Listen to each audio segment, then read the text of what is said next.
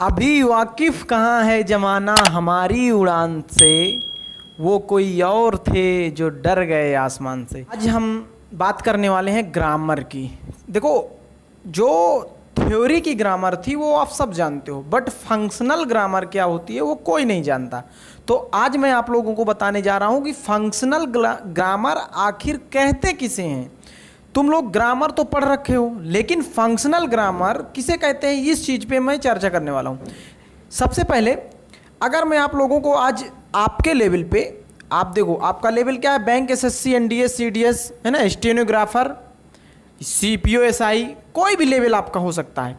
तो आज आपके लेवल पे एक्चुअली में फंक्शनल ग्रामर क्या है उस चीज़ को समझो।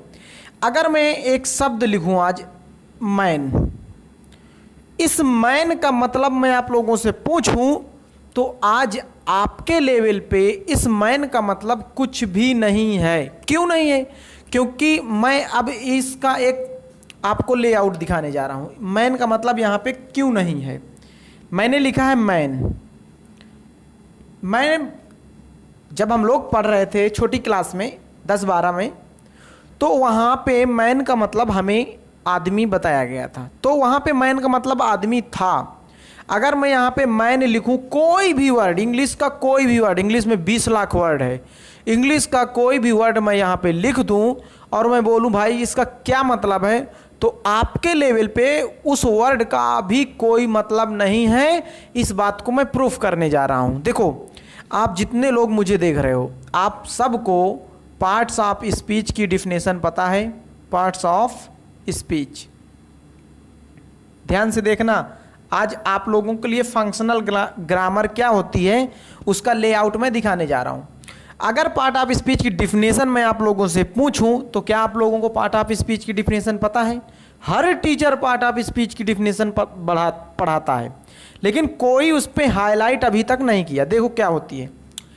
पार्ट ऑफ स्पीच की डिफिनेशन कहती है कि words of English on the basis of their function,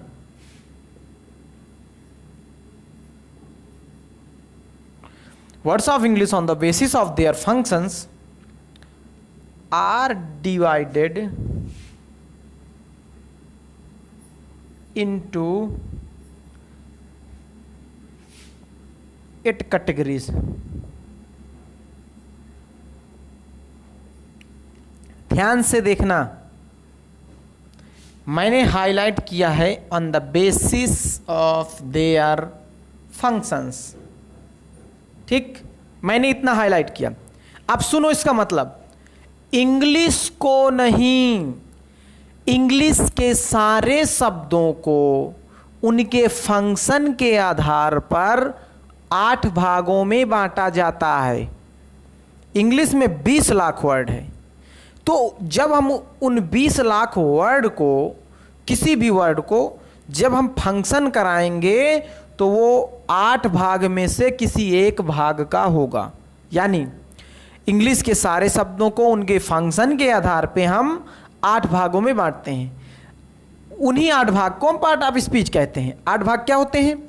आपके सामने होता है नाउन, प्रोनाउन, वर्ब, एडवर्ब,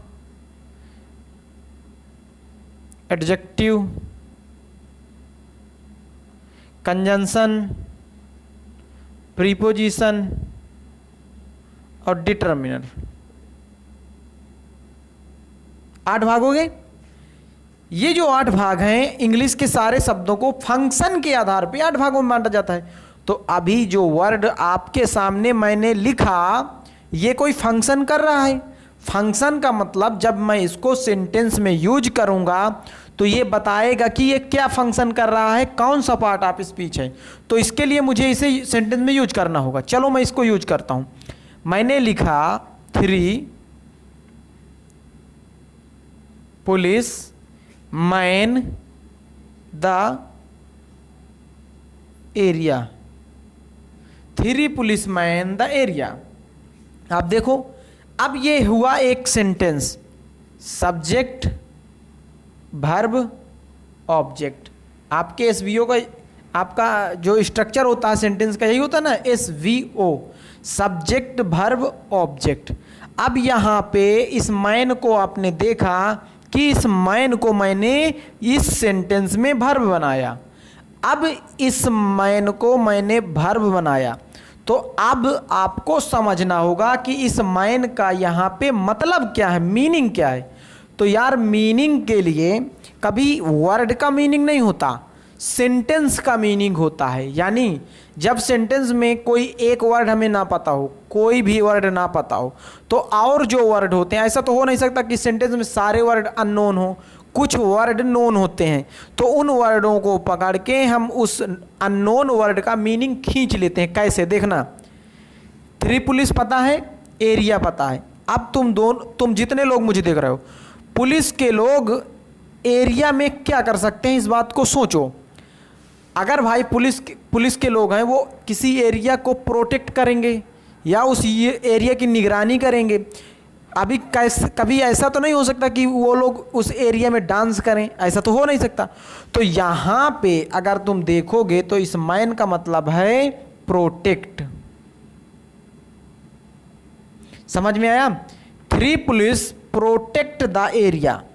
अब तुम यहाँ पे इस मैन का मतलब जो भी बोलना है बोलो। अब आपको लग रहा होगा कि यार मैन कैसे वर्ब बन रहा है, तो ये तो मैं बना नहीं रहा हूँ, पार्ट ऑफ स्पीच का डिफिनेशन जो बोल रहा है उसके आधार पे मैं इसको टिकअप कर रहा हूँ। तो एक काम करना, तुम लोग ऑक्सफोर्ड की डिक्शनरी में इस वर्ड को निकालना, देखना वहाँ पे मैन को वर्ब बनाया गया है कि नहीं। अब यहाँ पे मैं अगर और यूज करूँ सेंटेंस में, you should police your emotions. अब यहां पे देखो, यू शुड पुलिस, शुड के साथ V1 आता है, योर इमोशन ऑब्जेक्ट हो जाएगा। अब यहां पुलिस को मैंने वर्ब बनाया है, तो यहां पे तुमको सोचना होगा, यू शुड इमोशन को तुम्हें कंट्रोल करना चाहिए। तो पुलिस का यहां मीनिंग क्या है, control. You should control your emotions. देख रहे हो भाई साहब, police, book, man, pen, pencil, chair, जिस चीज को इंग्लिश के सारे वर्ड को उसके फंक्शन के आधार पे 8 भागों में बांटा जाता है। इस बात को सोचो, आज तक कोई हाईलाइट नहीं किया, सब पार्ट ऑफ स्पीच पढ़ा रहा है। पार्ट ऑफ स्पीच पढ़ाने के बाद वो नाउन प्रोनाउन में लग जा रहा है। लेकिन इस बात को समझो कि इंग्लिश में 20 लाख वर्ड हैं और फंक्शन के आधार पे हम उसे 8 भागों में बांटते हैं। अब मैं इसको अब यूज में लाता हूं, तुम्हारे यूज में। इस चीज को तुम नहीं जानते थे, लेकिन अब जो मैं लिखने जा रहा हूं उसको तुम 100% जानते हो। मैं अगर यहां पे लिखूं इज, तो तुम्हारा रिएक्शन क्या आएगा कि ये इज तो वर्ब है। लेकिन अभी तो मैंने क्या बोला, जब तक मैं इसको सेंटेंस में यूज नहीं करूंगा तब तक ये अपना, जब तक इसको फंक्शन नहीं करवाया जाएगा तब तक ये नहीं पता चलेगा कि ये क्या है। तो इसको फंक्शन में करवाने के लिए हमें सेंटेंस में यूज करना होगा। तो मैं इसको सेंटेंस में यूज करने का जा रहा हूं, is a verb in the grammar. ये आपके सेंटेंस हैं। यहां पे देखो इज है, यहां पे ये वर्ब है, लेकिन इज यहां पे क्या है, नाउन है। देख लो, फंक्शन के आधार पे वर्ड को 8 भागों में बांटा जाता है। ये यहां पे नाउन है, इज ए वर्ब। इज क्या है, एक वर्ब है। अब देखो फंक्शन के आधार पे, मैं इसीलिए तुम लोगों को फंक्शनल ग्रामर यही है। देखो अब तुमको आई क्या नजर आ रहा होगा, प्रोनाउन। मैं इसको बनाता हूं नाउन, आई इज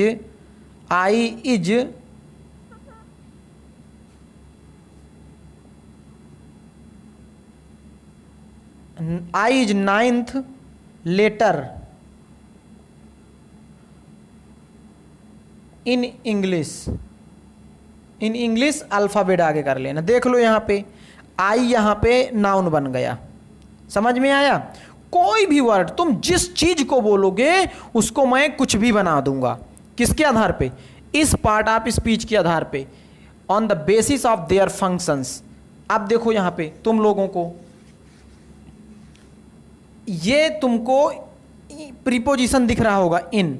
जब मैं इसको सेंटेंस में यूज करूंगा, देखना अभी क्या क्या बन रहा है।